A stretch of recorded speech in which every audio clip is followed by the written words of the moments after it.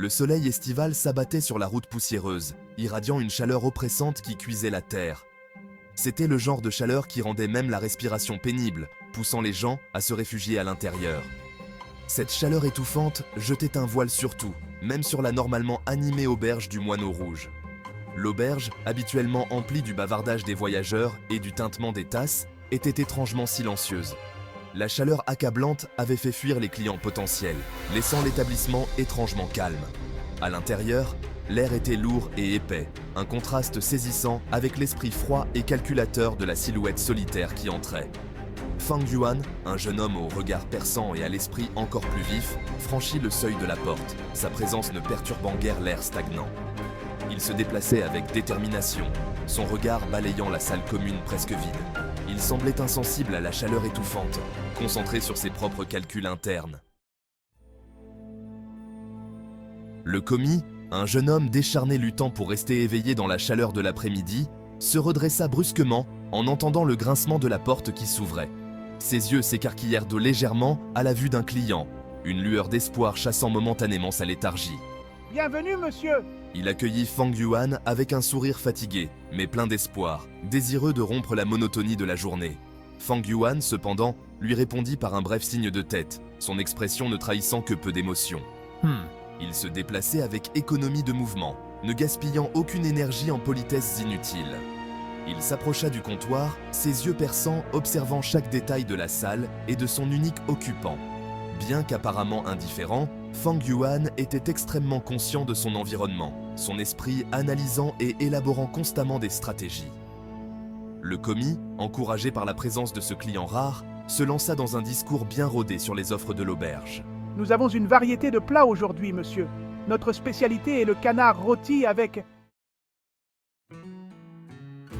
Fang Yuan, coupant court à l'enthousiasme calculé du commis, posa quelques pièces de cuivre sur le comptoir.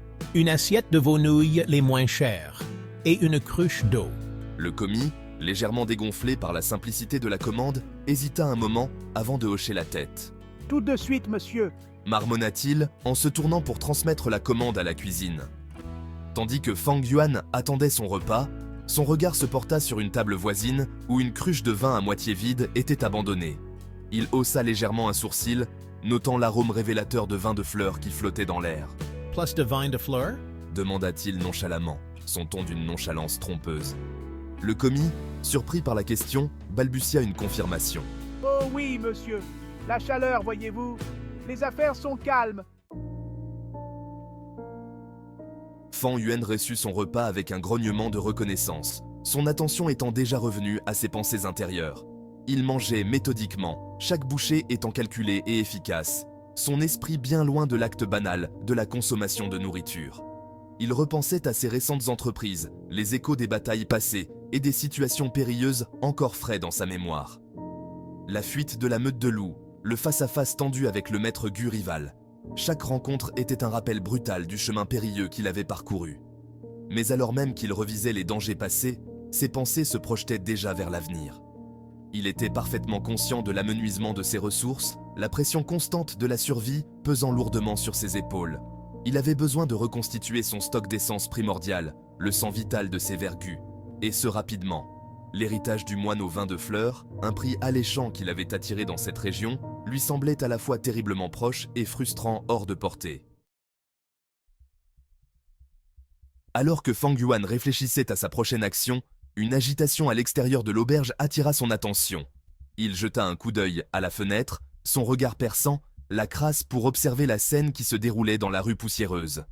Un groupe d'hommes bruyants, le visage rougi par la chaleur et l'alcool, titubaient devant l'auberge, leur voix forte s'élevant même à travers les fenêtres fermées.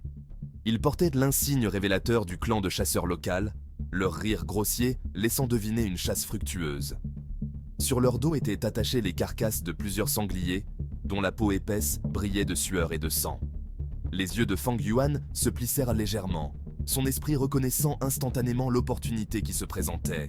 Les sangliers, bien que communs dans ces régions, étaient bien connus pour leur férocité et leur essence primordiale étonnamment puissante.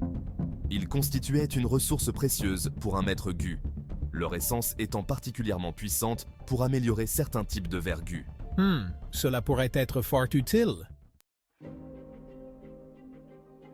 La main de Fang Yuan se dirigea instinctivement vers sa poche à vergu, ses doigts effleurant la surface fraîche et lisse d'un compartiment particulier. À l'intérieur résidait le gu sanglier blanc, une créature puissante et résistante qui l'avait bien servi dans de nombreuses batailles. Le gu sanglier blanc, connu pour sa force brute et son endurance à toute épreuve, était une incarnation parfaite de la créature dont il était inspiré. Le nourrir de l'essence de ses congénères ne ferait pas que reconstituer ses forces, mais pourrait même le pousser vers une évolution. La perspective d'un gu sanglier blanc plus fort, encore plus résistant, est tentante. Dans ce monde, la force est la seule véritable monnaie qui compte. Et la force, il l'avait appris à ses dépens, avait souvent un prix. Mais c'est un prix que je suis prêt à payer. Mais Fang Yuan était tout sauf impatient. Il savait que se précipiter tête baissée dans une situation était rarement la solution la plus sage. L'héritage du moine au vin de fleurs, avec sa promesse de richesse et de puissant vergu, est le but ultime. Je ne le mettrai pas en péril en agissant de manière irréfléchie. J'ai besoin d'informations, d'une meilleure compréhension des défis qui m'attendent. Le moine au vin de fleurs, un personnage légendaire entouré de mystères, était réputé pour son étrange capacité à manipuler l'essence de la nature. On disait que son héritage détenait la clé pour débloquer un contrôle encore plus grand sur les vergus, une perspective qui excitait et terrifiait à la fois ceux qui le recherchaient. Je sais que je ne suis pas le seul à rechercher l'héritage. Des rivaux, connus et inconnus, se cachent dans l'ombre, attirés par le prix comme des papillons de nuit par une flamme.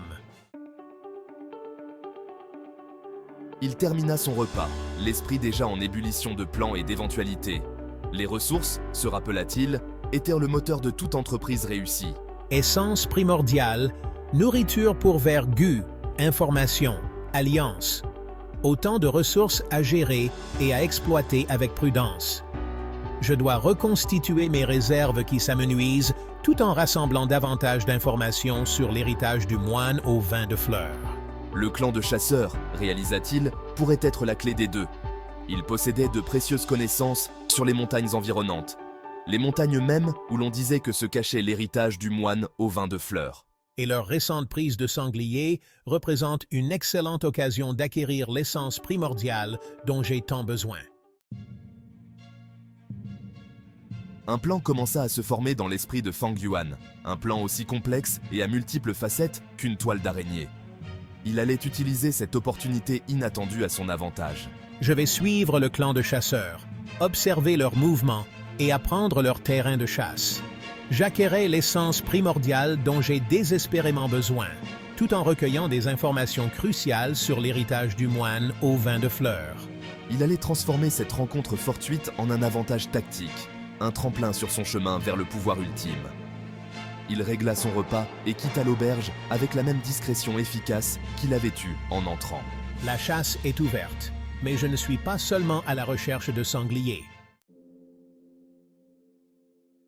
La chaleur accablante sembla fondre lorsque Fang Yuan pénétra dans la forêt, l'ombre des arbres offrant un répit bienvenu face au soleil implacable. Il se déplaçait avec une aisance acquise, ses sens en alerte au moindre bruissement de feuilles et au moindre pépiment d'insectes. Je suis un prédateur dans mon élément, mes sens aiguisés par des années de survie dans la nature sauvage. Il pouvait sentir la présence du clan de chasseurs devant lui, leurs traces clairement marquées par des brindilles cassées et des sous-bois dérangés. Il allait les suivre, mais pas de trop près. Il allait observer, apprendre et frapper lorsque l'occasion se présenterait. Les montagnes se dressent devant moi, leur sommet enveloppé de brume et de mystère. Elles représentent à la fois un défi et une promesse, un témoignage du voyage ardu qui m'attend. Je suis prêt à affronter tout ce qui m'attend. Je suis... L'héritage du moine au vin de fleurs était à portée de main, et il ne laisserait rien l'arrêter.